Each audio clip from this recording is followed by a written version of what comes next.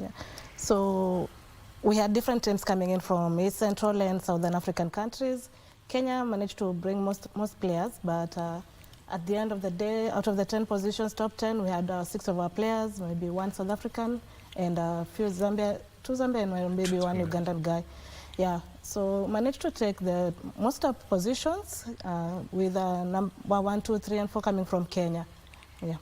Just take us through that, the championship and how the scene is when it comes to basically the eastern side of Africa, because that's where it was looking at Kenya, Uganda, SA, Botswana, and Zambia. Yes, from East Africa, we had Kenya and Uganda attending, Uganda being one of our main rivals.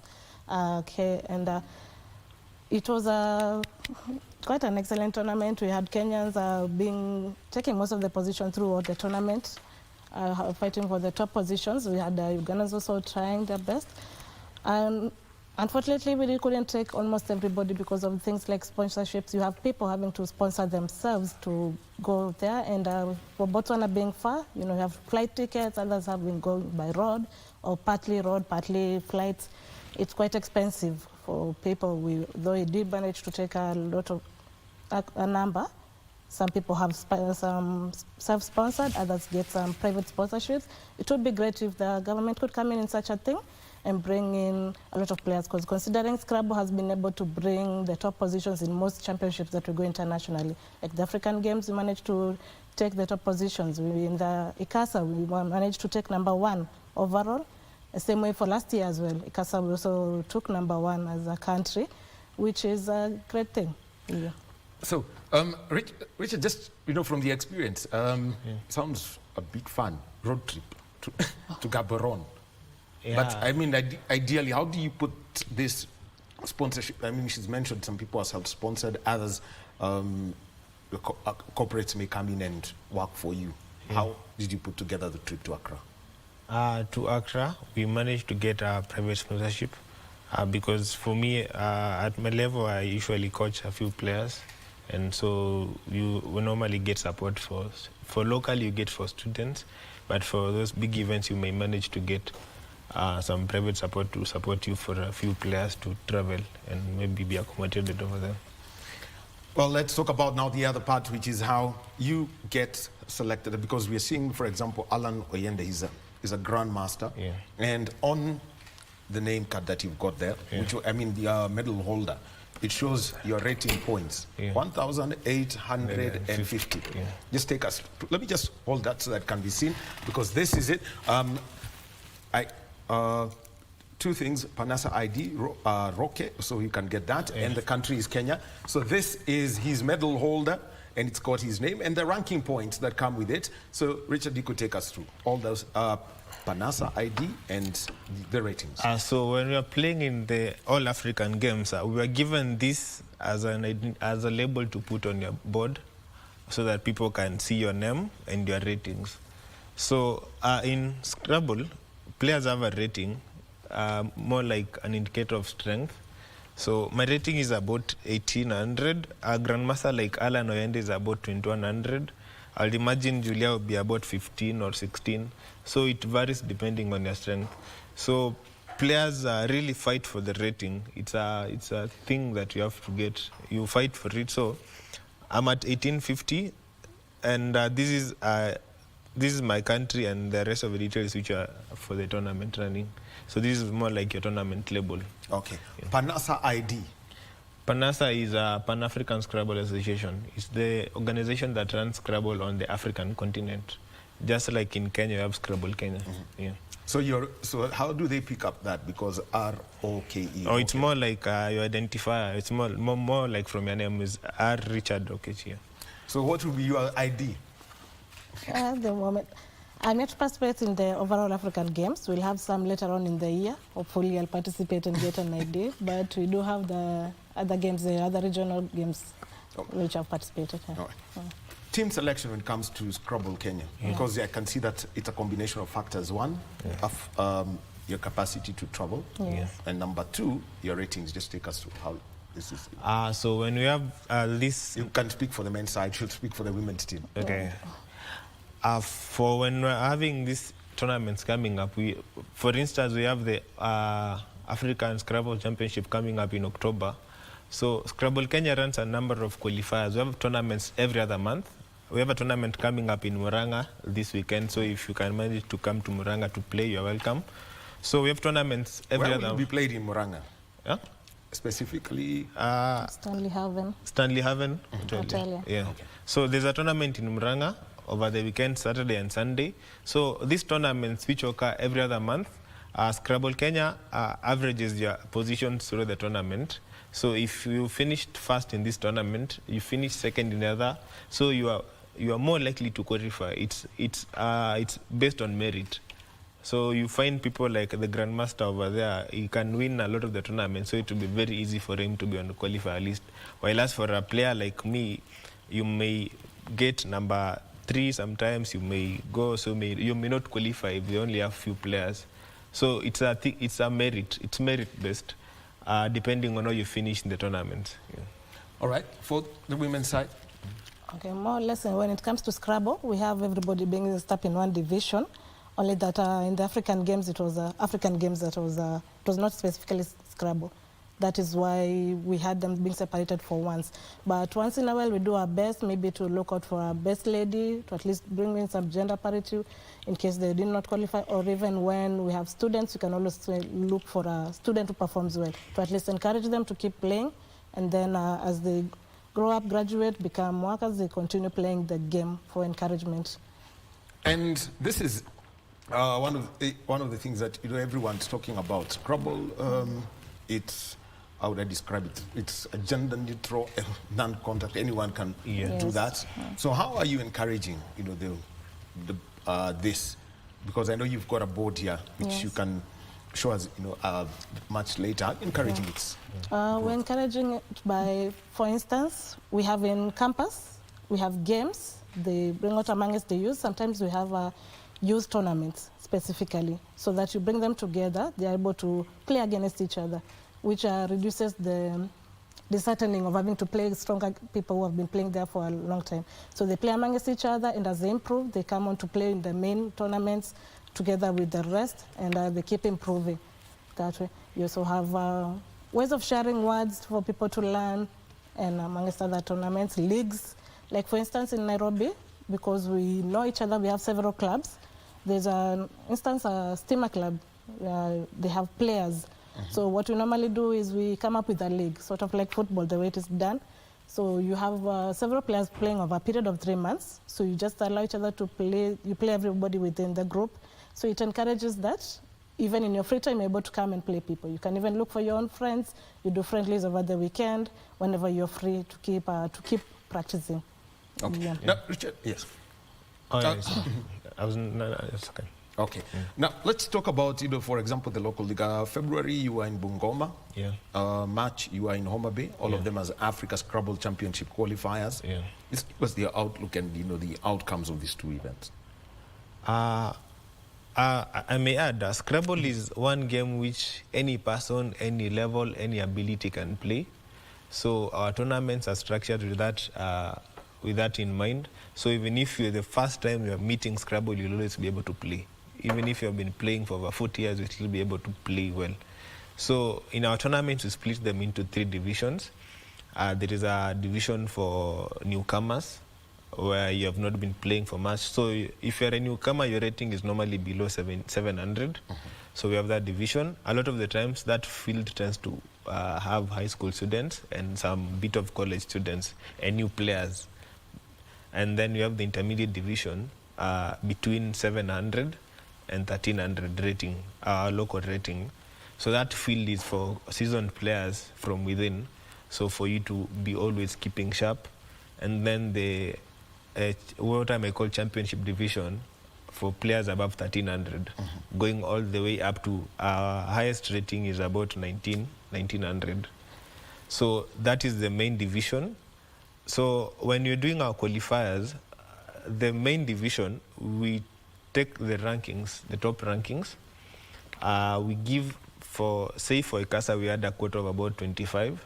But then we can't leave out players in other levels or different categories. So even after you have 25 qualified players, Scrabble Kenya gives out wildcards to encourage growth. For instance, Julia is in Division B, but when she went to Ekasa, she outperformed her abilities. She was in top 10 most of the time. She even led the tournament at some point, and then she finished 14th.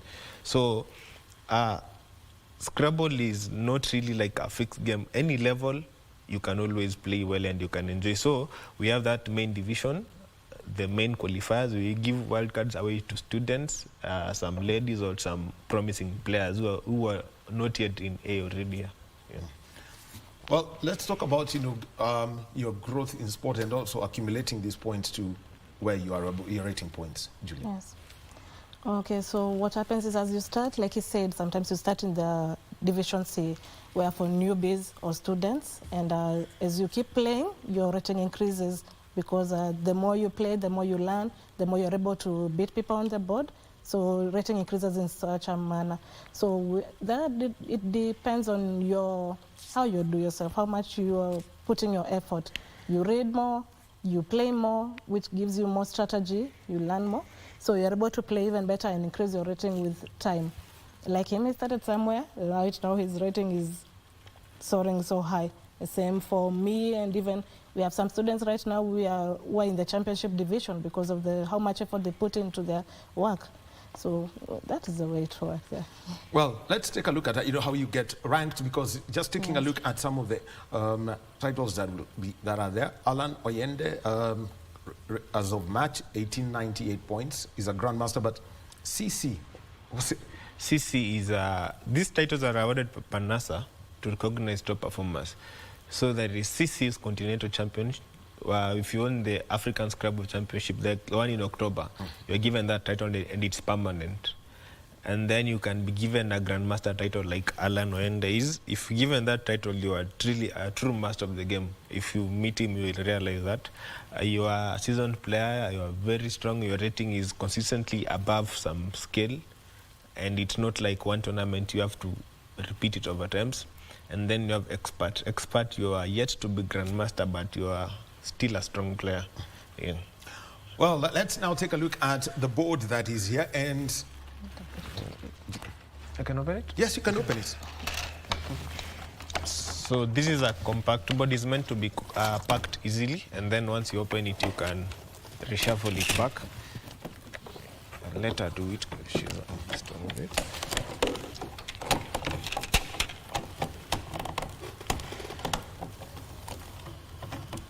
So that she's putting together this board. It's portable, and so let us get that board going. And it's portable and it can turn around when you're playing. So the player on turn turns the board down. The easiest way I may define this game to a new player is you may think of Scrabble as the reverse of forming a crossword. Every time you're making a word horizontal or vertical, and when you're doing that, you may form new words on the board. So if you already have an idea of what a crossword is, you may think of playing Scrabble as challenging yourself to form a crossword afresh. But then again, there are tricks to it. It's a game. So there is a way you can score more. There is a mechanism to win. There is a way to dominate the game there. So it's like any other sport. You train, you do all this. All right, I can see Julia also has got... These are tiles. This is what we use. That are there. They have the letters, and each letter has its own marks. So the more, if you're lucky to play, for instance, a picture J, it has 8 points. If you place it, you get 8 points for it, depending on the full word that you play now. So at each point, we're going to have 2 players, and each player is going to have 7 tiles. Now the letters.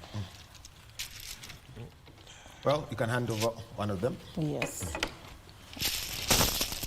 So normally you'll even have a clock to keep time.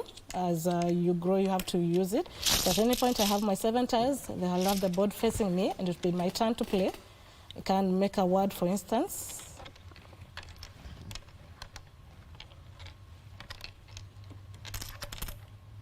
So for an example, I play more. The way I play it is you have the M having 3 points, O having 1 point and 4. So you add them up, that becomes 8.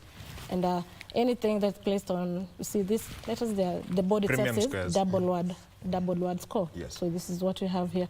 So the word is times 2. So it's 8 times 2, 16. 16.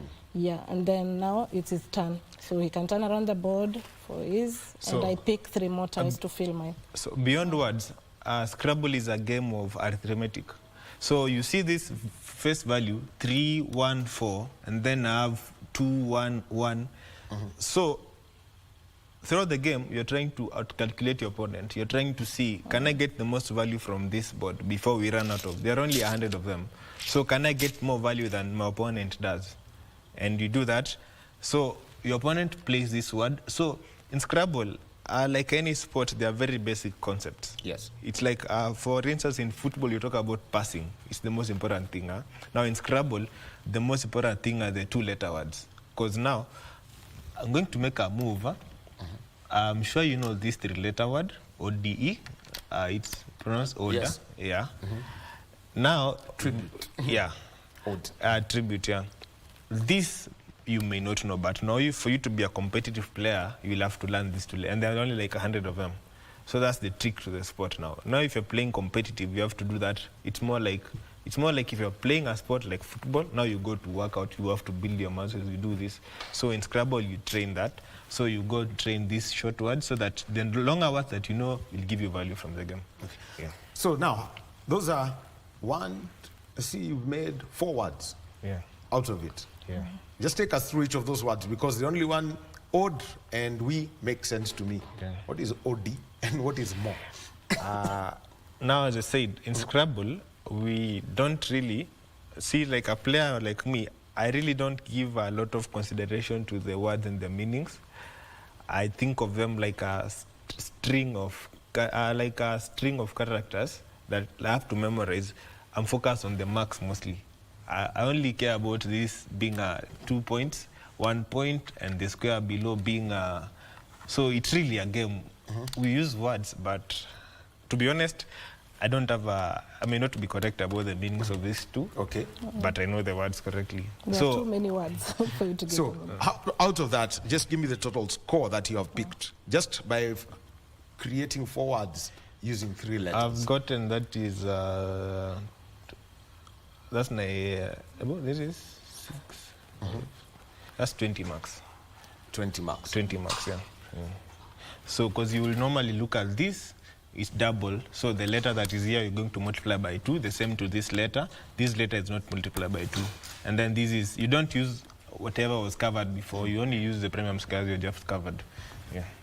Well, let me just come to this, because I've seen the Scrabble dictionary. It's not your everyday dictionary and the words that you use. Okay. How do you then develop, that talent and memory to pick out these odd, what I would call Scrabble-only words? Mostly you read, like the 2-letter words, there are few. That is a startup for everybody. When you start, you have to learn those ones. There are about 100. As you go on, like for instance, the 3-letter words, they are much, much more, about 1,400. So you can learn them. Words. Yeah, you're not going to learn them at a go. So it will take time. So sometimes some you will read, some you will learn as you play. Because he'll play for me a word I don't know. So maybe I may challenge. When you challenge a word and it is there, you have to add 5 for the opponent. If it's not there, they get 0. So if you give that 5, the feeling you get from me, that pain of giving that 5, you remember that one next time. Yeah, so you learn as you play, and other times you learn as you read, and depending on even the number of times. Yeah. Okay. I may give As he speaks, just prepare yourself and give us one of those 1,400 3-letter words that you're going to be placing on the board as he speaks. Okay. My way of learning words, I learned when I was beginning to play Scrabble, I was very ambitious to learn everything, but then it wasn't clear how I could do that. It looks like when I was looking at, say, Grandmaster Alan Noende, and I was seeing all the words and spelling, it's impossible to get there. So one thing I've realized is there's so many words to learn. Now you begin, don't worry about them being 1,000 and thousands. Just focus on the few that you can. And then as you go along, you need to have a mechanism to track what have you covered, what have you not covered. And then to make learning easy, you have to share it. You have like a friend studying with you or you are playing. So today I can tell you I've learned this word. Or even you talk to someone who's played for longer, you tell them I've actually learned this word. You see, like for you can say I've learned MO. And then I tell you can play MO, which is the moving of vowels. So to make learning easy, you have apps on the phones like Ziziva. I can give you more auditions, and then you can get a coach. I can help with that. You need to get someone who gives you feedback on what you are doing, and they keep you on track so that you don't get obsessed with a method. You need to share out as you learn. Sharing makes learning work. And then you need to be looking around other players. We learn from more seasoned players. And then, as I would say it always, don't worry about the words being thousands. Just, even if you can pick 2 words, 1 word, pick that word and keep going. You'll never notice the moment you know all the words. Okay. Yeah. All right. Julia, it's your chance to play. Okay. Something a bit complicated. So that's an example of a word. So like the letter here said triple letter. So this letter I triple it. That is 8 times 3, 24 plus 2, 6. Then this one you just add, because I added an S to it, I can count it. So this is 5 plus 4, 9. 9 plus 26 becomes 35. Yeah. So that's just one of the 3-letter words. And then I remembered you had asked about why the dictionary is a bit more diverse than the ordinary one. I think especially because we try to have this Scrabble being uniform in all English-speaking countries. Like now, if you go to Australia, if they play Scrabble, if you go to South Africa, we have the same dictionary. So as a result, the dictionary tends to merge a number of local English dictionaries. The same way you find words like ugali, madafu, mwalimu, muganga, all these words are added to the dictionary, or even matatu. They're in the dictionary because they have been, you can say they have been converted to English because you use them a lot, even mzee. The same way you go to... Mzee is in Scrabble? Yeah, mzee. And then... Z carries how many points? 10 points. 10. 10? Yes. Then there's a triple letter score. Yeah, you get 30. And now if you use it twice, that is 60. So that's the mathematics bit here. It's more of arithmetic. Because now you see for her, she's gotten, this is 8 points. She's placed on a triple, that is 24. So now you see there is a thrill for words and for scoring. So it tends to balance out. It's not always about words in Scrabble. You tend to balance the two. So that's what makes it exciting. Yeah. Well, one of the things that everyone talks about when it comes to events like this, it's all about coaching. You say you're a coach. Just tell us how you take, especially for the youngsters, knowing that we've got a World Youth Championships coming in about 6 months. Yeah, thanks for mentioning that. So when you're coaching young players, it's important you know their ambition, or you have a collective ambition together with them. And then you need to ensure like they're on the right trajectory, they're doing the right thing. And in our scene, for instance, ensure they have access to tournaments. It might be different for senior players, but I think the most important thing for young players they have to be intense. It's more like intense training now for them. Putting it out to people so that it is understood. Yes. And you see, everyone knows when you start playing Scrabble, you'd use ordinary English words. Yes. But now you start discovering that there are other ways of doing this. Yes. Julie, how do you then encourage people such that they're able to accept that there is a different way to this sport? You can always start with what you know for a start, because even if I knew like a jug, if it was G-U-J, jug, I can play it and score marks with it as well, supposing the same. And then as you go on to meet people like us, you start playing, you learn slowly. You don't have to be in fast. It can start off as a hobby and you go on as you learn. Yeah, and you're exposed to people like Okechi, who is coaching people. You just ask for help. It's not that difficult. We are very good people in that Scrabble. It's a community thing. The other one that, okay, so as she was speaking, he has dropped a word. Yes. That is H-O-T-E. It's more like hotel. Hot, and E-M-O. Yeah. Yes. Now you see, for me, I usually don't remember the meaning. So to make that remembering easy. I might think of it as an incomplete hotel or something, just to make it memorable. You don't need to. You need to focus on the word as a string, not Yes, like not as a word. As a word. You just, that's how it makes it enjoyable for me. Because that's where I want you to come in now as a coach. You know, trying to break that. How long does it take for one to start now adapting to such things? It's really fast. You just need to be okay. When I'm coaching people, once you are confident that you can do it, it always works. Because I've had players for less than a year, they have gone over from even very C to getting above 1300. So it's always Scrabble is very easy to learn and enjoyable to learn as well. And it's like any other sport, teaches discipline, teaches you how to deal with defeat, how to plan, how to deal with many circumstances. So if you get the right platforms, you can get from beginner to championship player within a year. Wow. How long has it taken you to move up the divisions, Julia?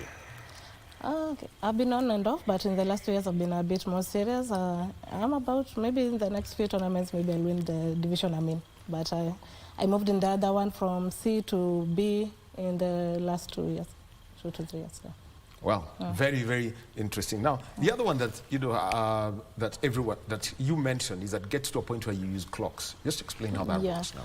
Okay, example is I have a clock here.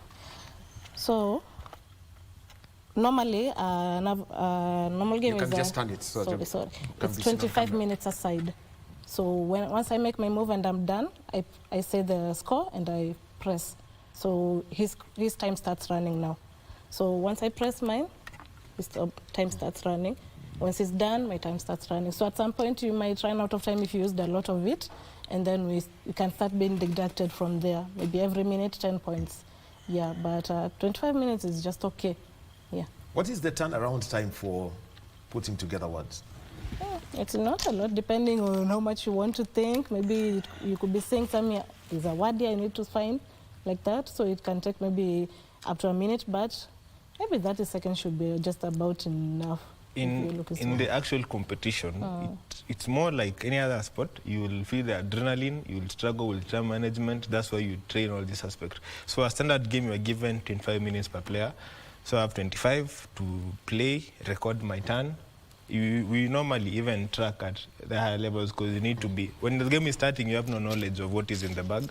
But once the game progresses, you are more aware. So you need to be totally aware. So time you're given 25. So it's a thing you train as well. You train on the time management. So you train on, don't spend too much time on these turns, spend time on this. If you take time here, you might make a blunder. If you don't do the, Now, this is now the points that you've accumulated. So you basically have approximately 1 hour to play a full game. Yeah.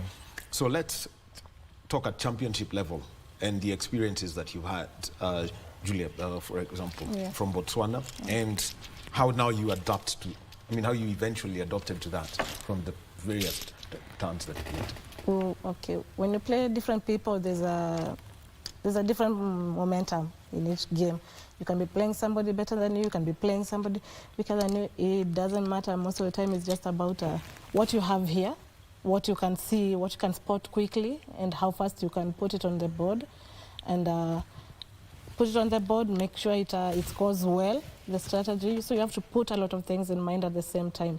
Finding the word, putting it in the right place where it scores properly, the optimum score. And then also what you remain with here, it's something that can help you play the next move. So it's also balancing this, it's called a rack. So we say we balance the rack.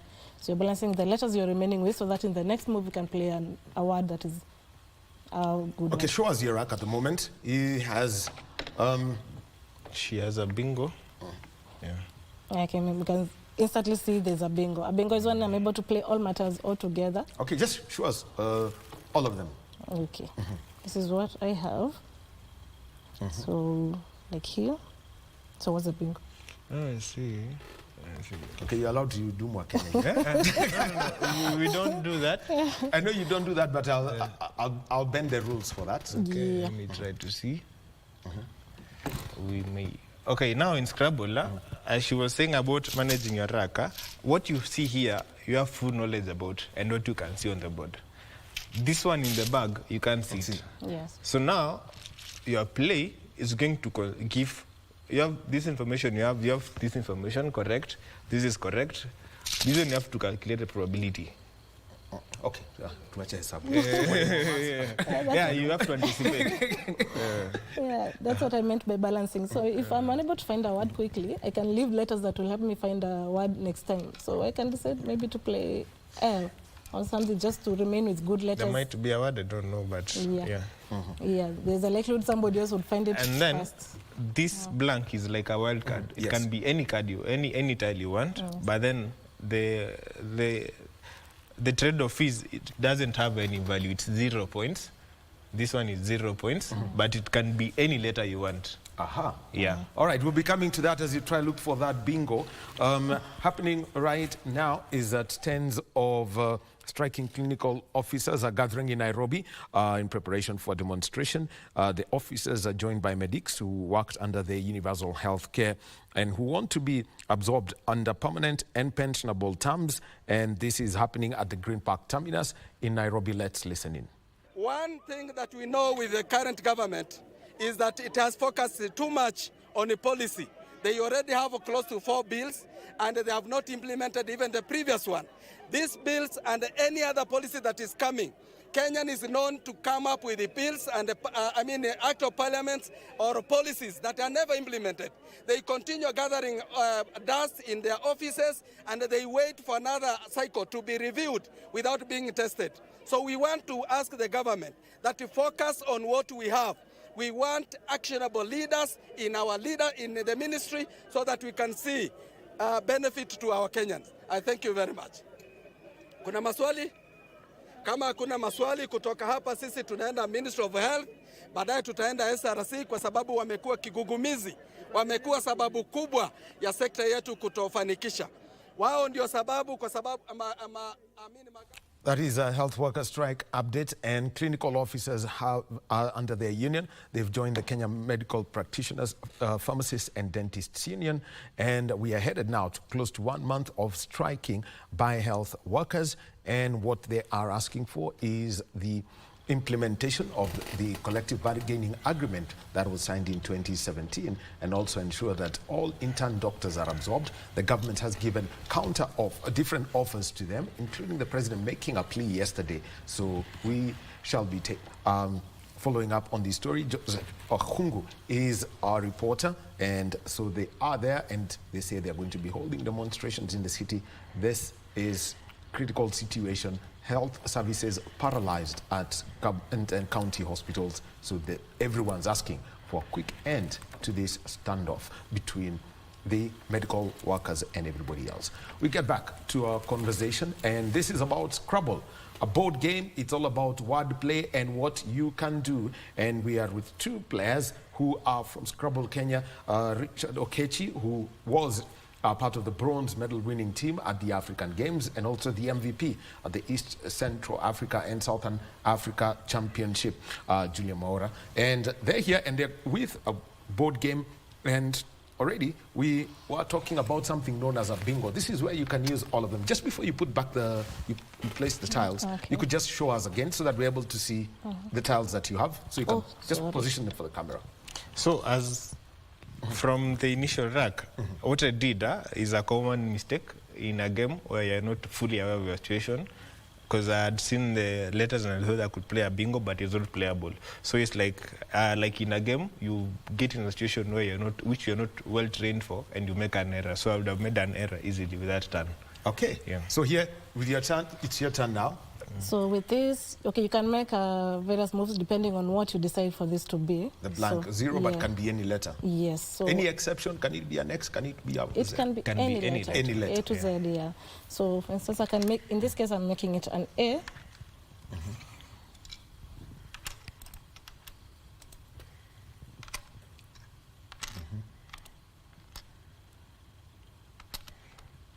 She's going to play Sierran.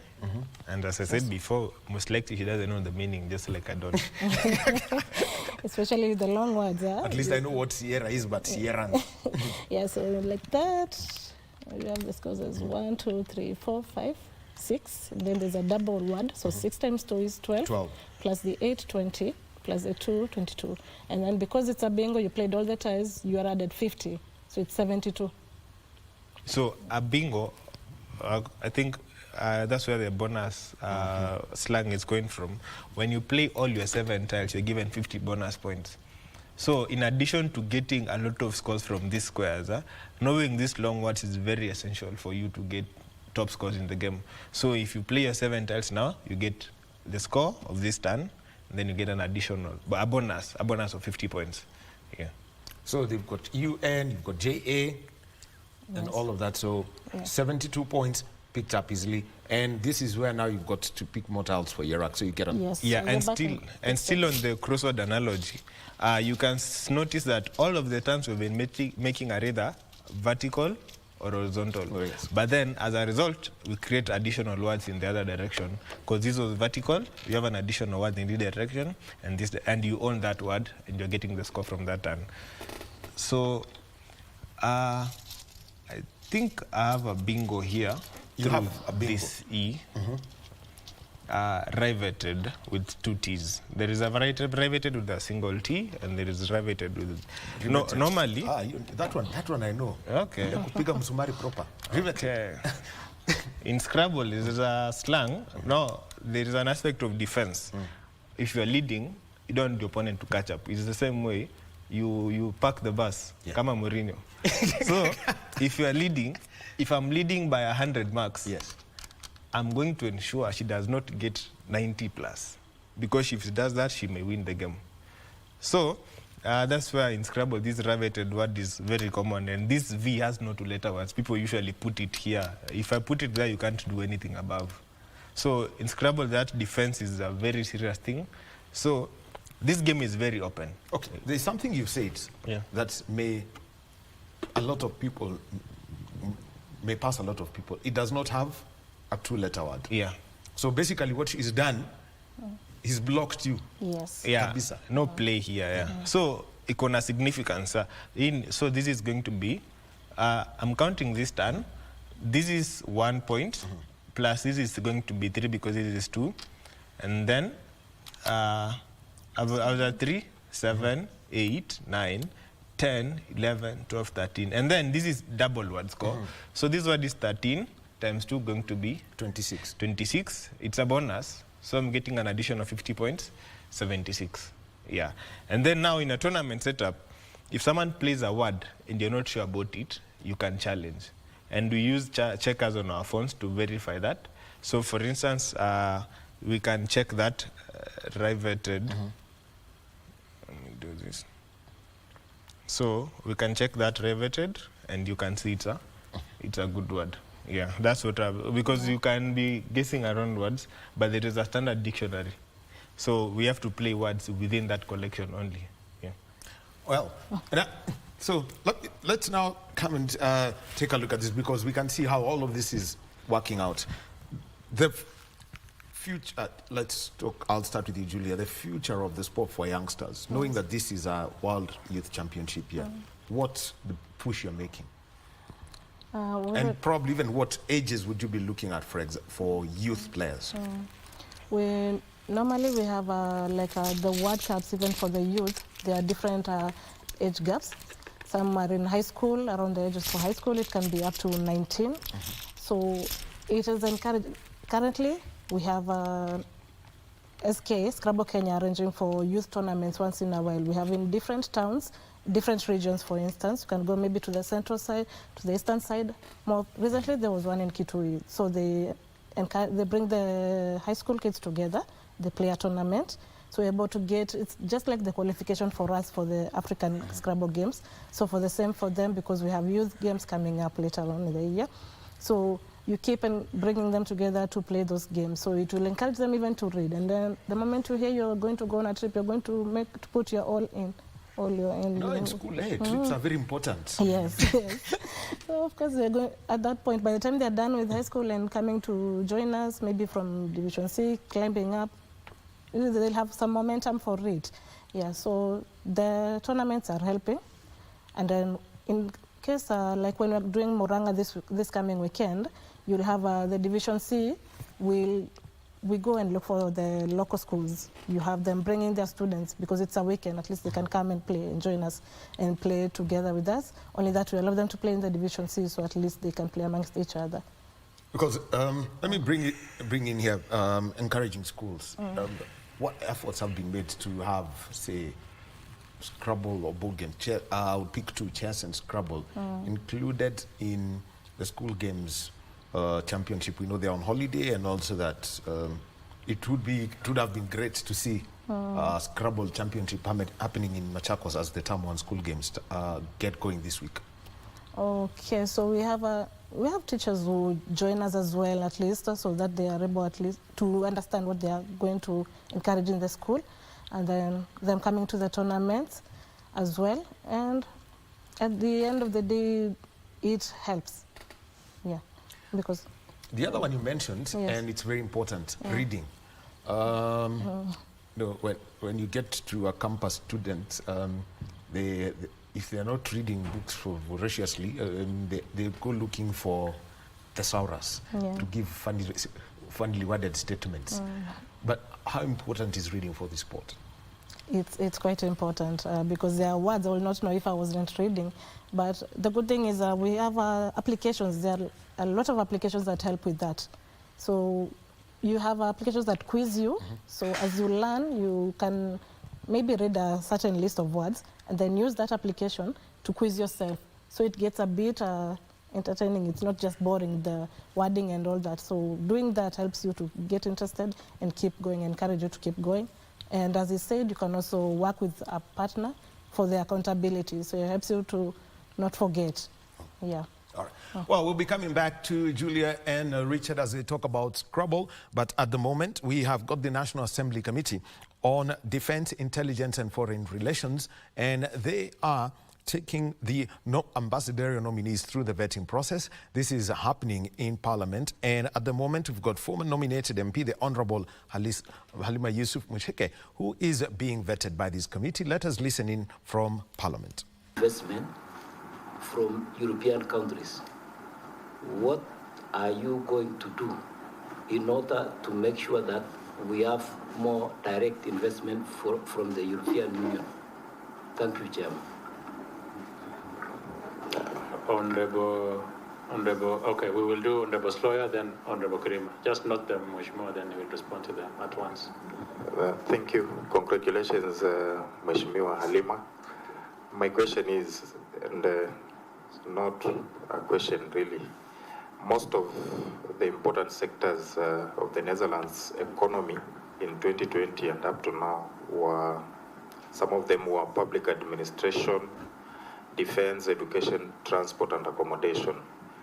You as our ambassador to the Netherlands, if approved by this committee, what will you do to ensure that we are also on the same level and line with Netherlands in terms of ensuring that these sectors are also thriving in our country, and especially defense, where we need to foster defense cooperation between Kenya and the Netherlands? Thank you. Honorable Karima, Thank you, Chair. Parliamentary Central. Congratulations to the nominee. First, may I state that I know the nominee. I've come from the same county. We happen that used to be the same party, but that one will not compromise my questions, neither the standard or the vetting which we are carrying out. Chair, my question to the nominee is that Netherlands, once upon a time, there used to be a market for Miracle, which Miracle mainly comes from Meru region. And during that a certain period, Mira was banned in Netherlands because it was said that it was littering their towns. And it was really a diplomatic issue because a select committee was selected from our National Assembly led by one MP, a woman representative, FK Gitonga, and it went to those countries, to Netherlands and other European countries. And out of that, up to date, it has never been allowed, for it was said that those people who consume miraa, they don't take care of the leaves. They litter through the markets where they used to be consumed. Now, my good question to the nominee is this.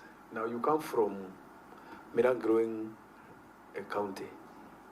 What are you going to do to make sure that miraa is going to be allowed again to be exported to the Netherlands, for it really affected the lives of farmers in the Meru region, and littering per se can be managed if a proper approach is applied to the market area. That's one.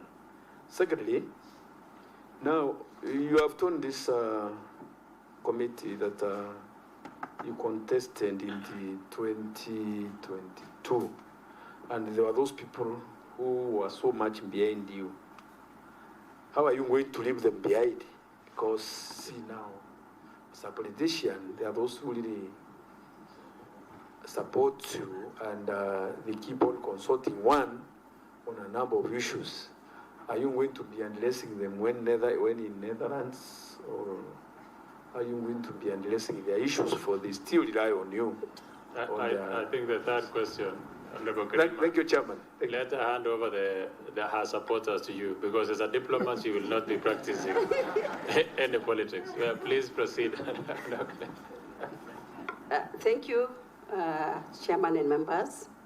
First, on the question by Mheshimiwa Kandie, once I get there, the first thing I'll do is to launch targeted marketing campaigns, whereby I'll be able to showcase Kenya's opportunities to the Dutch.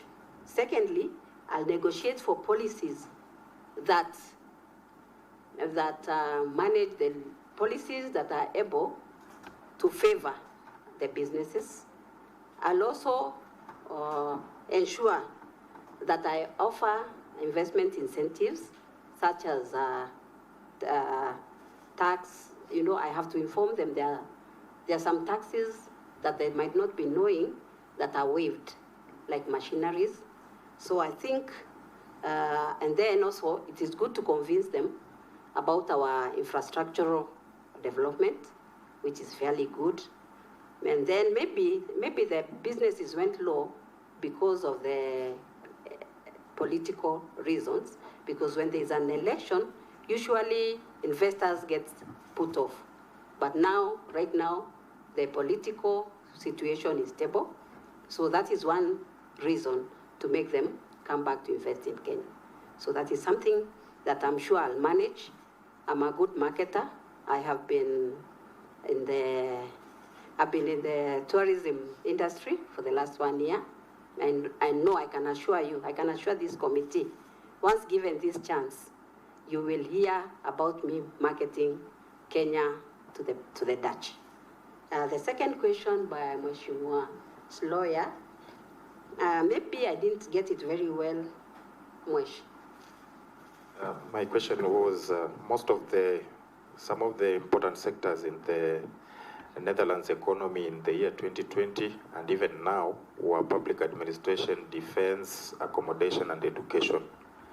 In your duties and responsibilities as an ambassador from Kenya to the Netherlands, what will you do to ensure that we are also getting to where the Netherlands is, and especially on defense, where we need to foster strong defense cooperation between Kenya and the Netherlands? Thank you. Thank you, Chairman and members. Among my duties is to negotiate. So first and foremost, I will need to go see, negotiate, and also learn.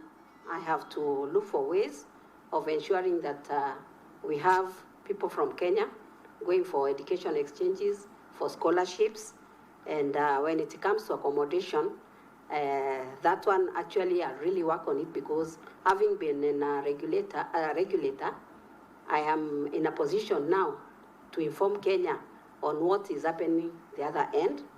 And then when it comes to, you asked about defense and public administration. Those ones are things that I need to go and see, learn, and then see how I can organize, even for committees of parliament to come for visits, whereby they'll be able to bring reports back home and see how policies are made that will enable our country also move forward. Going to my brother, Mheshimiwa Kerema, Mwesh here is asking that because he's already handling my supporters. He knows that for the last 1 year, it is him they usually look for. That is why he's asking. So that is on a light touch. In regards to Mera, first and foremost, Chairman and members, the best thing for us is to add value to the crop. Secondly, is to ensure standards and quality. Because if the reason it was banned was because of littering and other nuisances, it is important that we have standards and quality, and also we need capacity building for our people. Our people need to be trained, to be given skills, even from, I think the Dutch people might have visited Meru to see when the Mira is being harvested. At times, when you see, you might not like, but I think that is where we'll talk of capacity building. We give our people skills, and also we ensure that we do policy advocacy to make sure that we have the right policy in place. Thank you, Chairman and members. Honorable Memos. Thank you, Chair. And those are live pictures coming to you from the National Assembly, where the committee from Parliament buildings, where the National Assembly Committee on Defense, Intelligence and Foreign Relations are vetting ambassadorial nominees, and the nominee who was there is former nominated MP, the Honorable Halima Yusuf Mucheke. She has been nominated to represent the country at The Hague in the Netherlands. So going through that vetting process as required by law before their appointment can be confirmed by the president as diplomats representing the country, and this is all across the country. So so our reporter is Abdi Hashim, and he's going to be giving us full report on what each nominee has said. Also, another story that we are keeping tabs on is Joseph Mwenda. You simply know him as DJ John Falme. He is being presented in court, and we will know what charges are there. Remember that he is a suspect in the killing of a police officer after an altercation following a road accident in Kiambu County. So he has been presented to the Kibra Law Court. We'll be also keeping tabs on that. And remember also that we have got a live broadcast that we expect from West Pokot County, where Cementec clinkerization plant in Sebit, West Pokot County, is being officially opened by His Excellency the President, Dr. William Ruto. And once the President arrives at the factory, we shall be going live with that event. Our reporter out in West Pokot County is O'Brien Kimani, so he's going to be linking us with that event once it is ready to roll. So look out for that. Anytime the president arrives, we'll be going live from West Pokot County. So let's continue with our conversation. It's about Scrabble. Kenya was at the African Games. The women won a silver medal, and there was also an individual one. I mean, a team and individual, while the men took a bronze medal. And one of the bronze medalists is here with us. He's Richard Okechi. He is on my immediate left. He is also a Scrabble coach, and from Botswana, the MVP at the East Central Africa and South African regional championship, Julia Mwaura. She's with us in studio, and this is the trophy on my left that Kenya won at the CASA in Botswana, Gaborone. That all happened within this month. So let's look at that board so far. Well, we were at Parliament. I can see some words have been already. More words coming through. I can see livid, I can see facts. Those are two words at least I know. There is load, at least that one I know. Let's see about how the scores have gone so far. So you've been doing the math here. Currently, Julia is leading she's at 230, I'm at 158. So she's leading by about, that is 30 plus 42, that's 72. 72. Yeah, so before I make my next turn, I wanted to add a remark when you said about why you need to teach this game to kids especially. Because right now you can see my rack, it's a bit frustrating, it's almost difficult, and then I'm trailing in the game. So actually, you only have got one consonant. One consonant. So it's a very difficult turn for me, and I'm also trailing in the game. So when you're teaching kids this game, this is part of it. They have to handle these frustrations. You have to be aware of these situations. You have to be aware. You have to know what you need to come back into the game. And you need to be balanced even when you're trailing. Because now I'm trailing and I have to work on this. I have to progress. I don't need to make blunders. So there's a lot of dynamics that a learner can, there's a lot of information that a learner can benefit from playing Scrabble. Especially when, I think for a young learner, these situations can translate to how they grow as individuals in life. So maybe for a parent watching, maybe your kids will benefit a lot from learning this game. Like now, your focus is to get rid of these heavy vowels and at least get a better turn next turn. So I think I'm going to use such a word. So I've solved the problem. I think it means it has something to do with urban areas. Yes, Abia.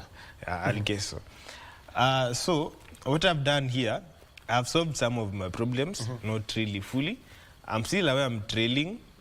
I've also created a problem because I've taken away this place I could have been got. So it's a difficult situation to be in right now. It's like any other sport. You're in a difficult spot right now, but you have to remain calm. So in a tournament situation here, I would have to remain calm. Wait for my chance to get back to the game. All right, hold that thought. I'll be coming back to you, Julia, because you know we've got the Youth Championships. I'd like you to talk about that and how you want to groom them, and also the Masters Championship coming up. But let's move over to Sabit in West Pokot County, where Brian Kimani is our reporter, and this is ahead of the official opening of the Cementec clinkerization plant. Basically, clinker, a very important ingredient for cement. Over to you, Brian Kimani in West Pokot County. Many thanks indeed, Broadcasting House. We're here in West Pokot in a place called Sabit, which is about 500 kilometers outside of Nairobi. This is the West Pokot County, where an investment worth about 45 billion Kenya shillings is going live today. And this is the most important investment in the entire North Rift region.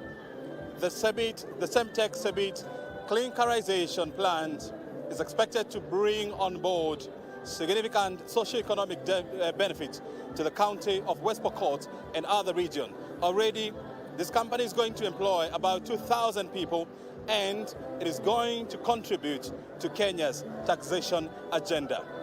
Joining me, I am joined by two cabinet secretaries who are critical in ensuring that this kind of investment takes place in this country. And I am joined by the Minister for Trade and Investment, Rebecca Miano, as well as the Minister for Mining, or Cabinet Secretary for Mining. This is none other than Salim Mvurya. Both of them, they have a role to play in the establishment of these kind of companies. I want first of all to start with you. And of course, I also have Dr. Juma Mkwana. He's a PS for industry.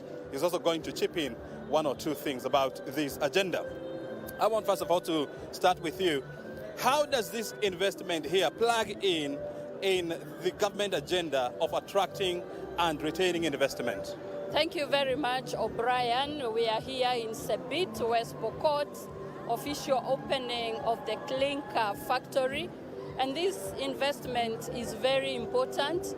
This factory is very important because it's going to manufacture clinker, which is a big component in making cement. And this will reduce imports of clinker and in the long run make cement more affordable. We are excited that this is contributing to the government's agenda of increasing manufacturing to GDP to 20% by the year 2030. The project has other benefits. It's offering employment. It is going to save our foreign currency because we are going to reduce the imports. It is going to offer a lot of opportunities, suppliers, contractors, small and medium enterprises. And that's why you see this area of Sabit is now abuzz with activity, economic activity. You can see the excitement And we take this opportunity to congratulate the DevKey company. And we also encourage other investors in Kenya to make such investments, and those that are already in the industry to be able to expand their industries. My ministry is going to double its efforts to address all the concerns that industry has so that Kenya becomes the best place to do business. And that's why next week we are launching a Karibu Business Support Center where industry, businesses and traders can bring all their concerns and their suggestions. And as we continue to resolve them, we are going to improve the environment for doing business and therefore be able to grow industry. Very good. I want to bring on board Salim Mvurya, the Cabinet Secretary for Mining. Last evening I was having a conversation with the chairperson of this company, Narendra Guru, and he said something very interesting, that during the construction of this company, they used to encounter gold and diamond. Yes. And it has been known that there is a lot of potential in terms of mining in this county. Yes. What is your ministry doing to exploit the mining resources in this county? First of all, I want to thank DevKey company and the entire management of Semtem. This is a game changer, in the mining sector, because earlier on, people used to mine raw materials and take them to other countries. But you see here we have a combination. We have mining and we have value addition. You see, so we have given the 2 licenses, one for mining and one for value addition.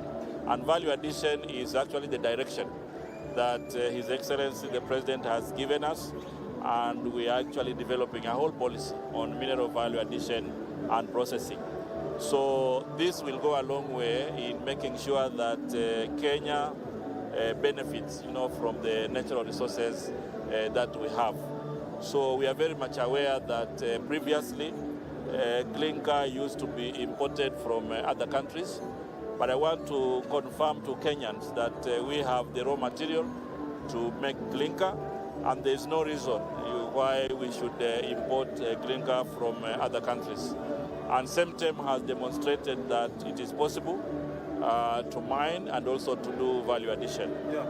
Here in Pokot, for example, there are other minerals. Limestone is one of them, but we also have here coltan, which is in a place called Alale, and we are doing a ground truthing of that mineral.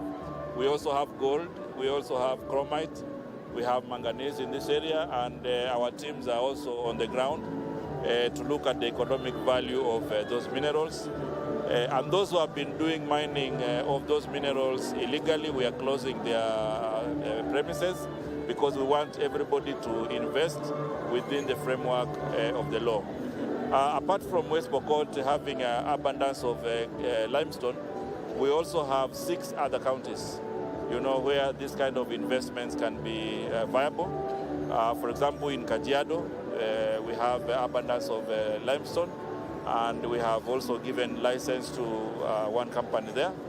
Then we have Kitui, then we have Marsabit, we also have Garissa, we have Kwale and Kilifi, in addition to West Pokot. So we are very keen to make sure that all the mineral resources are properly regulated so that we can have many of these investments. If you recall already also, we have invited expression of interest in other minerals that have responded very well. We have Flospa Mining, where we are getting a 4.8 billion investment. We also have Gold Refinery, which is a value addition investment at 5.8 billion. We also have Granite Processing, which is also value addition. There's no reason why Kenya should import tiles when we have the mineral in Vihiga. Very well. So we are getting a 2.5 billion investment in Vihiga for granite processing. And that is the direction that we are moving. Very good. I also want to hear this from the CS for Trade. I know your ministry has been very aggressive in marketing and launching the County Integrated Industrial Pact. What is the agenda that do you have for West Pokot County? For West Pokot County, they've already started their KIPE, and we will be visiting them soon.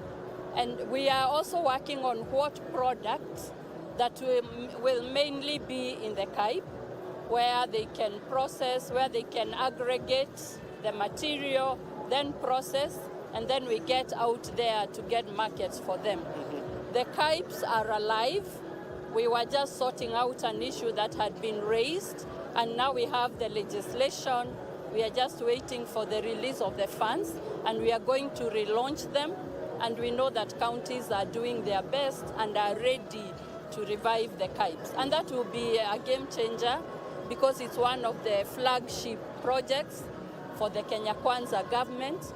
And we look forward to when farmers and traders will never lose their products. There will be no post-harvest losses because there will be places to aggregate, there will be coolers, there will be processing, and we encourage everybody to get ready to produce because we believe that we have enough market through the EU, United Arab Emirates, what we are negotiating with America. We are aggressively looking for market for Kenyan products, and we believe that exports will really strengthen the economy of this country. Very good. Thank you. Before I let you, Tim, go, because I know the president is almost here, I want to hear this from Dr. Juma Mukwana, the PS for industry. I mean, when you scan this whole place, I mean, there's a lot of investment potential from hospitality to agro-processing. Do you see some low-hanging fruits that, as a ministry, you're planning to pick? Yes, remember this limestone has been mined here for many years. And what has been happening now was that this limestone was actually being taken to Tororo for crushing. So you can see that's almost like 400 kilometers away. So this is very exciting that now we can crush and process on the site. In terms of the county aggregation and industrial park, already as the CS has mentioned, construction has started, and we are already identifying the key value chains, which include honey, Cam Arabica, livestock, leather. So you can see these are the things that are already low-hanging in this area because they are already abundant. If you look at honey, if you look at Cam Arabica on the northern part, of course maize, which is already a good source of food here. So yes, we see a lot of opportunities, and for us really the whole idea is to industrialize our rural areas. Yeah. A lot of our factories are concentrated around Nairobi, and that has been an issue because then everybody wants to come to Nairobi for employment. We must appreciate the fact that what we really need is a rural industrialization so that we can keep people in the villages and also create opportunities in the villages like what we are doing here today. Very good. Yeah. Before I let you go now, I want to hear from you. What is your message to investors who are watching this show and they are wondering, what is the entry point into these mining gems that we have here? What I want to tell investors watching and also following up these events is that it has reached a time now in our country that we have to invest in mining, but more importantly, invest in value addition. Because if we want jobs for our young people, then we don't need to export minerals in raw form. We need to provide room for value addition and mineral processing. And we are happy that SEMTEM has shown the way, and therefore it is possible to do mining and also value addition. So even with the strategic minerals, even with the whole discussion on green transition minerals, we really want to urge that investors take the route of value addition and mineral processing. Very good. Final words? Thank you, thank you. I just want to confirm that Kenya is open for investment, Kenya is open for business, and this is the way to go. I see better days ahead. I see a bright future for investments, for trade, and for industry. And this is a living example. If you look at the expansive investment and industry here, it is real, and we encourage others to come up. Very good. Thank you. Thank you very much, gentlemen and lady. Thank you. Thank you. Your time is highly appreciated. Thank you. Asante sana. Very good. Asante sana. Thank you. Very good. I mean, you see, we are in the middle of West Pokot County, and I can tell you, I mean, we are surrounded by rolling hills, whereby, you know, you look behind you, you see opportunities. I look in front of me, I see opportunities, and this is what is happening here. And there's a lot of potential, especially in agro-processing, mining, as well as hospitality industry. That is what is happening here. We've been here since the last evening, and I can tell you for sure that this industry here, 45 billion shillings worth of investment, is going to be a game changer in not only in West Pokot County, but in the entire North Rift region. You're watching the Kenya Broadcasting Corporation. We take you to where the action is, and we just been talking to Cabinet Secretary for Trade, as well as for mining, as well as the PS for Industry, giving us their agenda on the three issues of mining, investment, as well as trade. We are at the Semtech Sabit clinkerization plant. We are waiting for the arrival of President William Ruto, which is expected to happen any minute from now. We continue to talk to various investors and policymakers just to get a glimpse of what they think and what they see as the opportunities that lie here, not only in West Pokot County, but in other counties around this area. I want to talk now to some investors from Uganda. Remember, this company, the market it is targeting is the Ugandan market.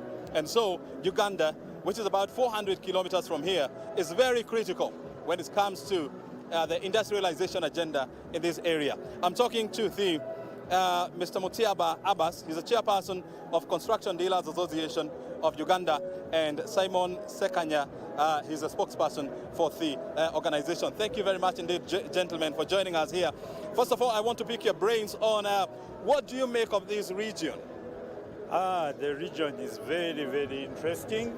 We see a lot of potential. We see a lot of limestone coming up, and when we see the plant coming up like this clinker plant, it gives a lot of hope for the cement production in Uganda. Very good. You are from Uganda, you both of you gentlemen, and this company is specifically targeting the Ugandan market. What opportunities do you see there? For starters, I'm called Simon Sekancha. My company is called Hardware World Limited. We are one of the leading distributors of Simba Cement that's manufactured by National Cement. We're so excited to have this plant here, like what the chairman has said. It's going to answer the long-awaited questions of production of clinker. Yeah. And looking at the distance, I think it's going to make the cement cheaper because talking about 400 kilometers from here to Tororo is actually going to reduce the cost of the raw material, which is clinker, and clinker is almost 3/4 of cement. So we're really very excited, and we can't wait for it to begin. We're really so happy for the Vic Group, and this gives us more hope and another reason to deal with the Vic Group. Is Uganda ready for Kenyan clinker? As I said, I'm Mutiaba Abbas, so from the current chairman of Construction Hardware Dealers Association. When we say that is Uganda ready for the investment, we are more than ready, because we have been facing scarcity of recent, and the scarcity has been originating from low supplies of clinker into the cement production. The distance from Mombasa, where they have been getting clinker, to here has been giving a very high cost of production of cement, and even a high cost to the end users. And now when we have a plant here, we know that it will do a lot in reducing the cost of cement in the country. And we are more than ready. So what you're simply saying is Uganda is ready for Kenyan business. Uganda is ready as soon as yesterday. As soon as yesterday. Yes. Gentlemen, thank you so very much. I mean, let's continue to grow together in the spirit of East African community. Thank you. Your time is highly appreciated. Thank you. Asante sana. Thank you very much indeed. I mean, those are investors from Uganda. They've been wowed by what they are seeing here. I'm telling you, I don't know what you're doing in Nairobi or wherever else. You should be here in West Pokot County. Today is such a big day. The launch of the Semtech Sabit clinkerization plant is finally taking place here in West Pokot County in a place called Sabit. It's just in front of me here, a mega structure. You don't have anything else like this in this region, built using the latest technology in energy management as well as environment management too. And guess who else has been critical in driving the agenda of industrialization in this country. It's Kenya Commercial Bank. It's one of the oldest banking institutions in this country with more than 100 years of experience. The managing director and CEO of the group is joining me now so that he can help us understand how the bank is driving industrialization in Kenya, as well as raising the next generation of industrialists in the name from SMEs. Thank you very much indeed, Bwana CEO, for finding time to be with us here. Help us establish the connection or the nexus between Kenya Commercial Bank and Semtech Sabit clinkerization plant. Thank you very much, but I must correct, I'm not the managing director of KCB Bank Kenya. Okay. I'm the director corporate banking for KCB Bank Kenya. And thank you very much for giving us this opportunity to speak about our relationship with the DevKey Group. It's very broad. As you know, that this is a group that is very keen on strengthening local manufacturing, import substitution, and also ensuring that our manufacturing sector becomes competitive, not only in the region, but globally. So as a strong partner of the group, we're involved in various aspects of financing, but I'd also like to state the importance of ensuring that manufacturing is spread geographically in this country so that it's not all concentrated in Nairobi. It's important for manufacturing enterprises to be set up in different counties to ensure that the value creation is actually felt by the broader population. So through this project, we do expect local industry to pick up. We do expect the housing market in this region to pick up. And we do expect that unemployment will reduce as more youth get employed and learn the ropes in manufacturing. I know this company, was constructed using, syndicated loans from various commercial banks, and you are part of this, right? We are part of the broader relationship with DevKey Group. So I would say that this is probably one of the largest manufacturing entities, highly diversified within this economy. So I would like to say that we're a very strong partner of the group. And I'm sure, as the head of corporate banking at KCB Bank in Kenya, are you in conversation with other investors who are interested in tapping investment opportunities in this area? Yes, we are. As you know, we do have a branch in Kapenguria, and we do use technology to ensure that investors that are involved in either selling their products into this region, distribution, or even those who want to partner with some of our anchor clients do have access to funding. So anybody who's interested in providing services to this magnificent setup, we would be able to provide funding both from a working capital perspective and also for capital expenditure, such as acquiring trucks. Very good. And apart from West Pokot County, you have presence in more than 5 countries, from Tanzania, Uganda, Rwanda, South Sudan. What lessons are you drawing from the establishment of this company that you believe you can offer in your regional banking services? Yeah. Thank you very much for that question, because Kenya being a key member of the East African community and KCB Bank having presence in all the East African member states puts us in a perfect position to support not only the Kenyan businesses in expanding into the region, but also some of the regional businesses that would like to transact with Kenya or some of the other countries that we're in. So from our perspective, as KCB Group, we're able to provide services to customers operating in DRC, in Uganda, Rwanda, South Sudan, Burundi. And we're able to do that by coordinating through the various group offices. And also for those who require the importation of materials and various commodities from other countries, we use our correspondent banking network to ensure that we can issue letters of credit into any country and ensure that the goods are supplied on satisfactory credit terms. So this, I would say that this setup is one that shows the potential of Kenyan manufacturing. Very good. Well, thank you so very much indeed for joining us. And before I let you go, I know there are investors watching this program and they're just wondering, if I have investment opportunities that I would want to explore, is this bank called KCB ready to partner with me? Thank you for that question. Certainly, we think long term.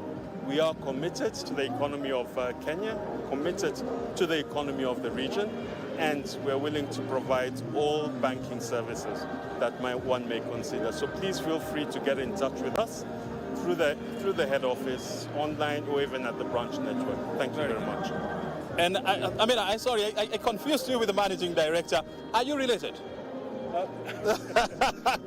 Related by employment. By employment. Thank you very much, Mr. Okulo, for joining us this morning, and of course for sharing with us your insight. Your time is highly appreciated. We'll keep talking. Continue supporting Kenyan investment, Kenyan startups, as well as SMEs. We need to see this kind of investment in all the counties in the Republic of Kenya. Thank you very much. Your time is highly appreciated. Thank you very much indeed. My goodness, I think I'm getting old, eh? Or maybe I don't have my glasses on, that's right. Because he struck me like the managing director of KCB, but he's not. He's John Okulo. He's the director of corporate banking at Kenya Commercial Bank, which has been critical in helping fund this investment here in West Pokot. This is where we are coming to you live from. I can tell you for sure, the transformation journey of West Pokot County is underway. This investment here is going to alter the landscape of this scenic county for generations to come. Because I'm giving you this information for free. There are plans to expand the Kapenguria-Lodwar Road. The African Development Bank is going to provide funding for this project that is going to open up this region. There are planned power plants in this region so that you help tap into the expansive region and of course ensure that you bring more investment in this country, in this county. The Takwel Gorge is not far off from here. There are plans to expand this hydro power dam to ensure that you upscale the capacity of this dam. These are some of the major projects that are planned here by the government that are all aimed at opening up the North Rift region for investment. I told you the Kenyan market is highly diversified, and I have told you this. If you're an investor, you are watching this show, there are immense investment opportunities in this region. From mining, industrialization, hospitality sector, to medical services. Oh God, I can go on and on. No wonder this is what they call the county of untapped opportunities. We are in the county of West Pokot. President William Ruto is expected any minute from now is going to launch the Semtech Sebit clinkerization plant here in West Pokot. A 45 billion shillings investment by Devki group of companies. The construction of this company has been going on since 2019. But the history of this company goes back all the way to the year 2009. I just want to take you back then, when the former Prime Minister, Raila Odinga, launched the construction of Semtech Sangi. That's right. That was an Indian investor who was planning to put up a multi-billion-dollar limestone crushing facility here in West Pokot. And after many years of back and forth, this is what we are seeing here. Devki group of companies, they managed to buy off Semtech Sangi, and now they have rebranded this place. It is called Semtech Sebit. It's part of the Devki group of companies, and the chairman told me that they're not stopping here. They've got their eyes on Lodwar, where they are planning to commission or to start construction of another clinker company targeting the South Sudan market as well as the Ethiopian market. We continue to talk to people here. Joining me now is Samuel Moroto. He's a member of parliament from this area. He's going to help us understand, he's the member of parliament for Kapenguria. He's going to help us understand how, as a member of parliament, they're going to craft and draft legislations that are going to attract investment, not only here in West Pokot County, but around the country. Thank you very much indeed, Bwana MP, for joining us here. I mean, you, as a county man from this place, what a moment is this for you, seeing this mega investment coming to life? Right. I can say this is a God-given day, and this is something that was planned before, and it's now taking place, and we are really grateful with the organization here and also the government, because without the support from the government, this one would not be there. So I want to sincerely thank everybody, and I want also to thank even members of parliament, especially those in the committee of mining. I remember that previously there was no law covering minings, but they have now brought it, and I know something will come. We have got a lot of minerals in West Pokot. Instead of people sitting idle, they will now be busy mining and also selling, exporting. So that's what I can say. Very well. I mean, when you talk to ordinary Kenyans in the streets and you ask them what they know about West Pokot, the last thing they will mention is the industrial as well as mining potential that lies here. What they will tell you is the issue of banditry as well as cattle rustling. As local leaders, what are you doing to ensure that you change the narrative of West Pokot and you change the face of this county? In fact, just like what you're doing now here, and the way people will see what is happening today here in West Pokot, those other things, narratives will get out of their minds, and they will now come and do business here. We invite everybody, even our neighbors, the Turkana, and the Pokot and Morocco at the other side. We're now coming together as leaders, and we want to ensure our people benefits from such events or this organization here. Yeah. As a member of parliament for Kapenguria, I was talking to the chairperson of this company, and he was telling me that they have been having challenges, getting welders, getting people with technical skills. And that calls for the establishment of a major technical institute in this region. What plans do you have for these? Yes, in fact, I agree with him, but it's not 0% per se, because already we have some technicians who knows about doing this thing here, but we got to grow them from here to another to a larger scale. We have TTIs, and most of the students are going now to take such courses to improve such areas. Yes. And I'm sure you're working with the county governments of West Pokot. Yes. Yeah, because this is where, Kapenguria is. Yeah.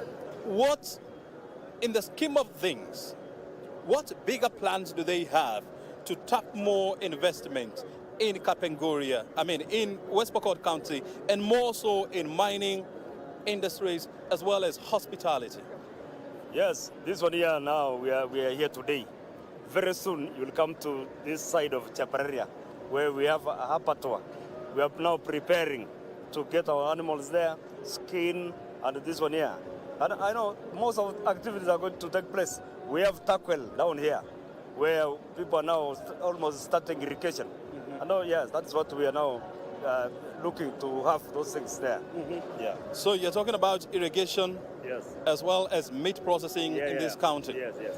Why aren't you talking about hospitality? Because I can tell you, for you to get accommodation here, you have to travel almost 60 kilometers to Kapenguria town, yet you have low-hanging fruits when it comes to the establishment of hospitality industry here.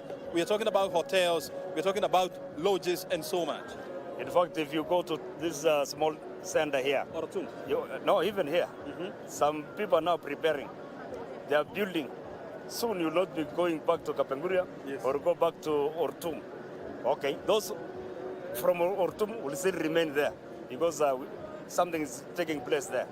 Yes. And of course, as a member of parliament, I know one of your duty, or one of your major duty, is passing legislations. Yes. What kind of legislation do you think is needed here in West Pokot County that is going to open and unlock the endless opportunities that lie within your county? That's what I started saying. In fact, I thank the chair for mining, Honorable Kigaria, MP for Nakuru, and the team, the committee. Yeah. So they have started with the mining. We have now some other investors that are coming. We have identified a place where they'll come and settle so that they can mine. Then again, like I've said, we have so many potential. This is an area, we have a lot of things that you can do. And this is now the eye-opening. We are now seeing that it is possible, it can happen. Nobody knew that this planet could be here, but it's now there. Everybody is now watching, oh, could be like this, could be like this. Mm-hmm. Yes. Before I let you go, I also want to find out, I mean, infrastructure has been a major drawback for investors willing to invest in this place. And you know for sure that this highway, the Kapenguria-Lodwar, is such a narrow stretch of road. And now with more than 600 trucks plying this route, you expect this road to wear out quickly. What are the plans as members of parliament do you have to lobby the government to expand this highway among many other highways? That one, there's a plan going on. Yeah, in fact, they plan to start from Kitale at Duol, all the way to Kainuk, then from Kainuk to Lodwar. That one is going to take place. In fact, the other day we were discussing with the investor here, the chairman and the team, and also our leadership in the county on how we can improve this one here. Because I know the trucks that are going to pass here are heavy, so they can destroy the road. Yeah. That's all. Thank you. Very good. Asante Sana. Very good. That is Kapenguria Moroto giving us an idea of what he's planning to do together with his colleagues to ensure that favorable investment policies are passed to benefit West Pokot County among many other counties in this country.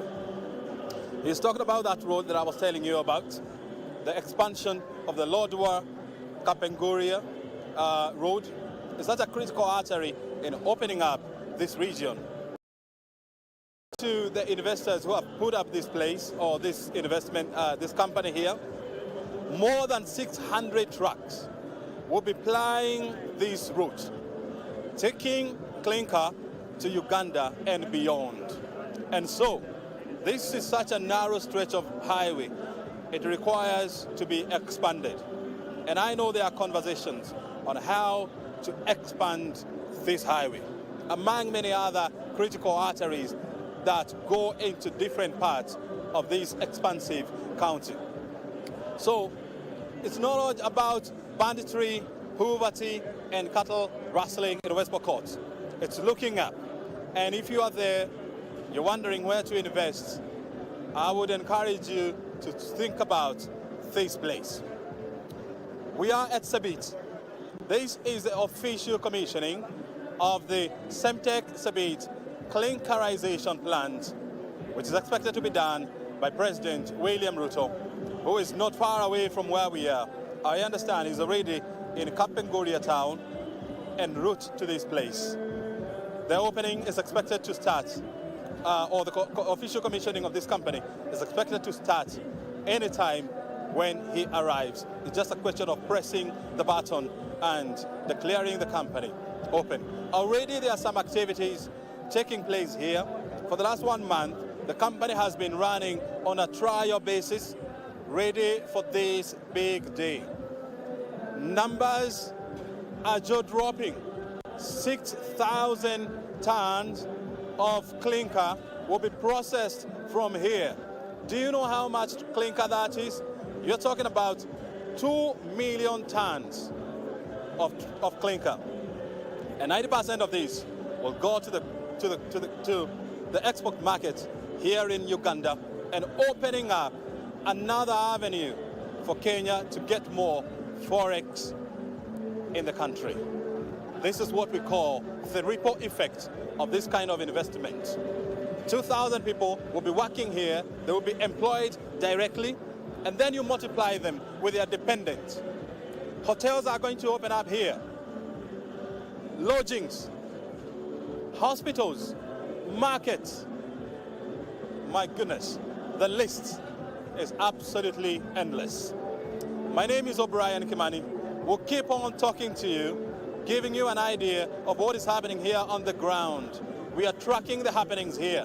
I'm taking you back to the broadcasting house because you know for sure I deserve a glass of water, and then I'll come back to feed you more information. Over to you, broadcasting house. Well, there you've had it from O'Brien Kimani. He is in Sabit in West Pokot County, and this is where Cementec crinklerization plant is being commissioned today by His Excellency, the President, Dr. William Ruto.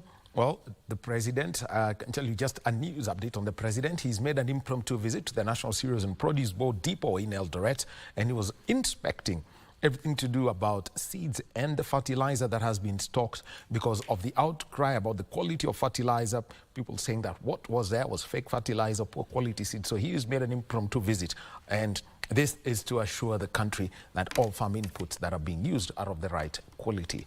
Also news-wise is that DJ Joseph Mwenda has been cleared of all charges involving the murder of a senior police officer. Only one person is going to be charged, and the magistrate of the Kibra Law Courts has said that that person take a plea at the Kiambu Law Courts. So we'll be taking a wrap down of what we've been talking about today, and it is Scrabble. And you know, even as O'Brien was there, two Scrabble players, Richard Okechi, who's on my immediate left, and Julia Moaura, who is on my far left. Well, they have a board on the table, and I can tell you they have done away with all their pieces. And Richard, you are doing the math. Yeah. You could tell us. So, the game has come to a conclusion, and congratulations to my opponent. She has won the game 364-300. So, I've lost this game. It's part of the game like any other sport. You lose, you concede defeat, and you go back to the drawing board. You learn from your mistakes and you improve. Okay. Now, your rack was the first one to go empty. Yeah. And so she was left with two tiles. This an A and a blank. So I got an additional. This is 1 times 2, so I got 2 additional points. This one is 0. 0. Yeah. Okay. So let's talk about, preparing the young ones for the youth championships. Julia, just take us through, how you would like to see them happen, because the World Youth Championships are taking place in Sri Lanka in September. Okay. Just like with the game with the rest of us, we have qualifiers, sort of. So for some time now, we've had some games being played amongst youth. You have schools in an area being brought together to play with our region. We still have some to go, some tournaments to go. And at the end of the day, by the time the Youth Cup is coming to a close, at September, we'll have a team already selected so that they'll go and represent Kenya with the best students there. All right. Artificial intelligence and chess. Sorry, Scrabble. Sorry, I mean Scrabble. The board game. How is that working out? We harnessed a lot on the online resources. As I told you before, if you have lost a game or you are not playing well, you need to get feedback on what you can improve on. So we use a lot of the online platforms. The main one we use is Woogles, WOOGLES.io. You can find the website and play there. So people play against computers for training, or you can play your game against an opponent and you go use a computer to review. It's a very essential tool to survive. The game is evolving like any other sport. So in the modern Scrabble, you cannot play at this competitive level if you're not harnessing on technology.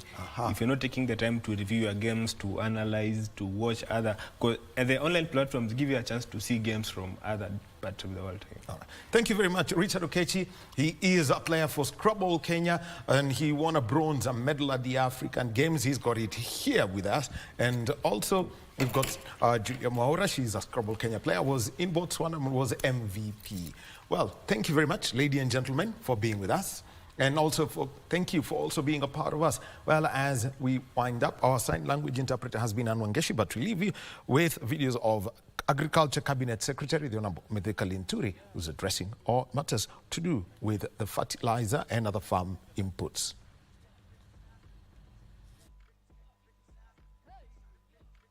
Soon out there readily conform or may not be harmful to our plants. Question number 10 is asking us to really mention or to show capacity of the quality of analysis of our labs that have capacity to really analyze this fertilizer and the personnel. And the response here is that, just like I mentioned, those assurance analysis are always done by KEFIS, and we're in the process also of trying to build the capacity of KEFIS by recruiting officers that will be able to assist them. We have mentioned that we have a number of 2 laboratories at the headquarters. We have the other one in Kitale region, and Chairman, I would say that the personnel are handling samples in our 2 labs, because that is where the story more is all about. Is that I want to mention the quality of the staff that we have. Is that we have 3 principal chemists that operate in the lab in terms of people properly trained. We have a few technologists that are also 2 principal technologists, 2 senior technologists, and a number of casuals that work in that department. Chairman, there is a question number 11 on what the government has put in place to restore quality of soil that was allegedly affected by fertilizer. Let me say, Chairman, we have answered this question, or not very specifically, but you allow me to really explain our position on this. Number one, I would want to say that there is no mechanism that is being or that is in place to cure or to deal with the effects of the alleged or the imagined fake fertilizer people are talking about. But however, Chairman, this country for a long time has depended or has used in DAP, and DAP fertilizer is the one that has the ability and the effects of getting acid or acidifying our soils. So within government and in the realization of this, you know, we have already developed the National Soil Agricultural Management Policy that will address the issues of restoration and use how to manage our soils properly.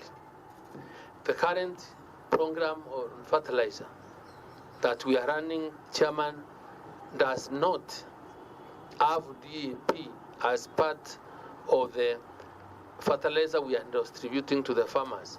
And this is all geared to ensuring that we give fertilizer that is the ability to heal our soils that have for a long time been damaged by DAP. That's why you find, like in the market, we have fertilizer like Formi Kuza, Formi Otesha, Formi Nenepesha. This is a fertilizer that is 50% chemical, 50% organic matter. And the whole idea is to ensure that we gradually fertilize our soils and really reduce the acid in our soils. We have also discussed about or asked the farmers, once soil tests have been done, to ensure that we lime our soils to reduce the acidity. So that is how we are trying to deal with the effect of our sick soils. But this problem has not arisen because of what the stories are about fake fertilizer for now, because it has, whatever people imagine is something that has not been used, this is the time people are talking about a fertilizer that they're not comfortable with. We may be probably, it's not part of the question that we will be answering, and if it is, we will be able to shed light. We do not have a problem. So there is no reason to have any immediate problem to address the effect of any fertilizer problem for the current season, because this is when the season has started. Chair, you have asked us on question number 12 to compare our maize harvest in the country before and after the fertilizer subsidy program. Chairman, in 2023, you know, Ngondo with us, we are in a very good range. And when immediately we started this program in the 2022, immediately this administration came into office, the total number, we were able to increase the total area and our maize to 2.88 million hectares. And we were able to push within that first year production of maize from an average of 34 million for below 2022 to the current production of above 60 million bags. So when you look, Chairman, in terms of increase, you realize that we have increased production by over 70%, because the numbers have moved from 30 million, 34 to 60 million. We have increased our acreage to 2.8 million hectares. The experiences, the problems we have encountered in this subsidy program, Chairman, of course, Chairman, you know, there are certain, the supply chains have been disrupted because of a global crisis, like the Russia-Ukraine war. Ships are now taking longer than before. That year we had serious problems to do with fluctuations of the dollar against the Kenya shilling.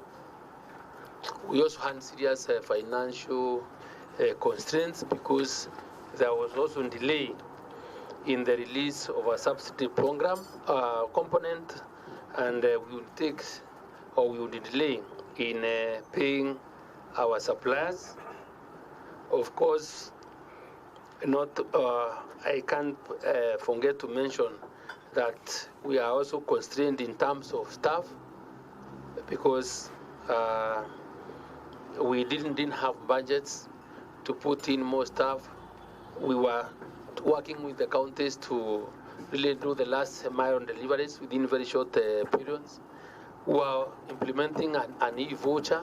We had to take time to register farmers because we didn't want it done manual. So we had a number of challenges which, Chairman, we've really tried to deal with, and I think it's getting better as we move forward. I think the last experience or challenge I had was last week when I went to Erbagon, Sirikwa, Molo, in Nakuru County, where there was issues of power disruptions. So without power, farmers were not able to redeem their vouchers, and what may require us to start thinking or coming before this committee to ask for money to be able to ensure that they are standing by generators within our redemption centers. Finally, and the last, Chairman, is you've asked us to really to give any other information that I feel is necessary. to bring to the attention of this committee.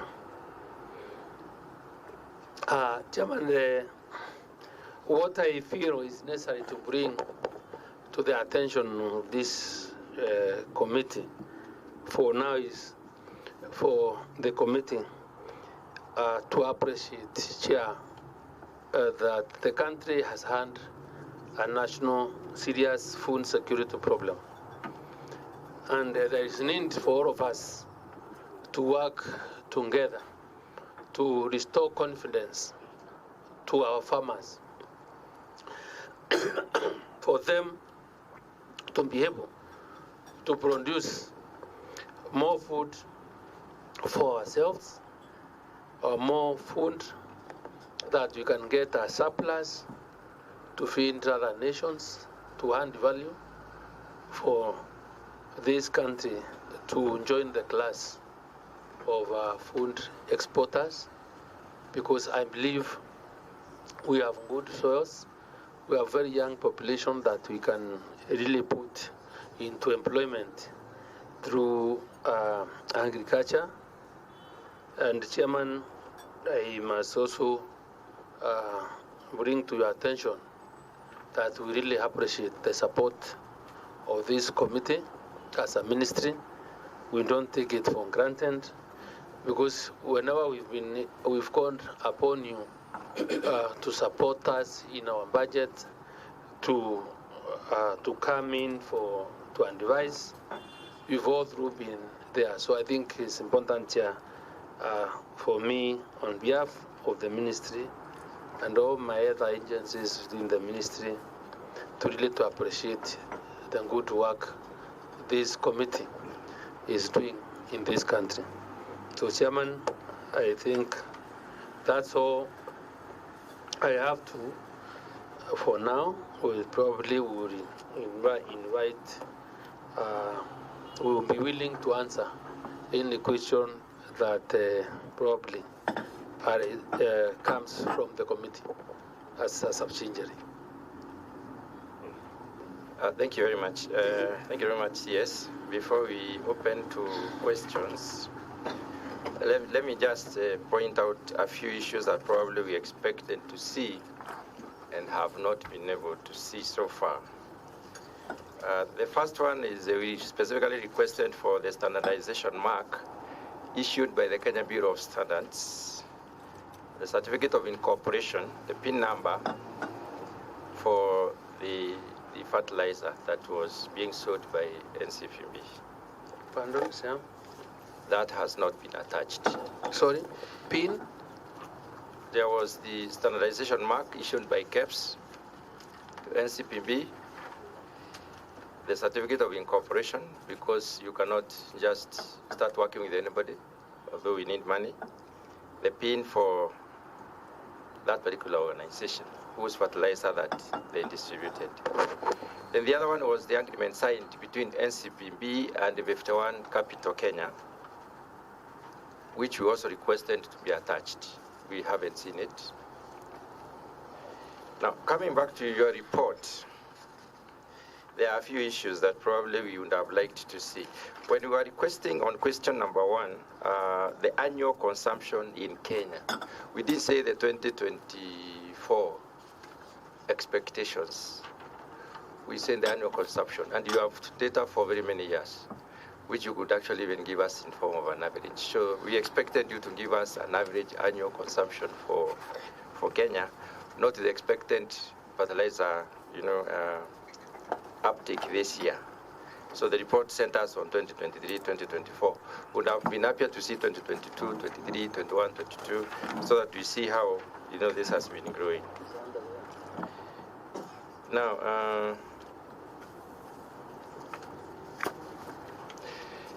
I'll take you back to your report on page number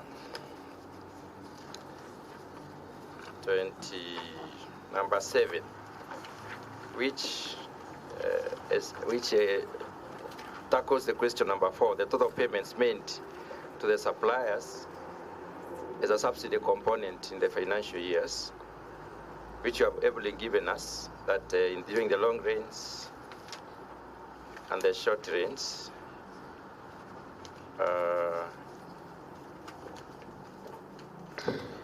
our expectation was to match this with the financial year allocations, which you normally get. And for 2021-22, probably that was for one season given.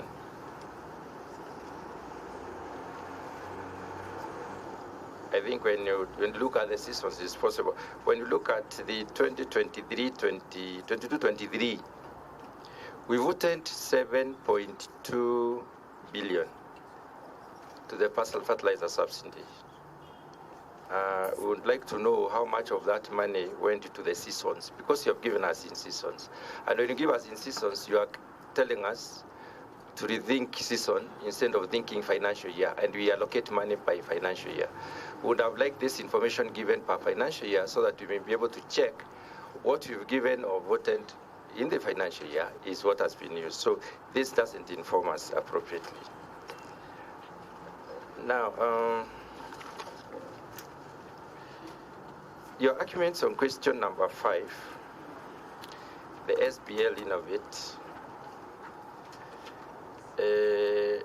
Here we are seeing it being called as well conditioner for the first time. When KEBS came here, they talked about an organic fertilizer, and they have a specific number. And they never talked about soil conditioner. So we would like to know specifically from LCPB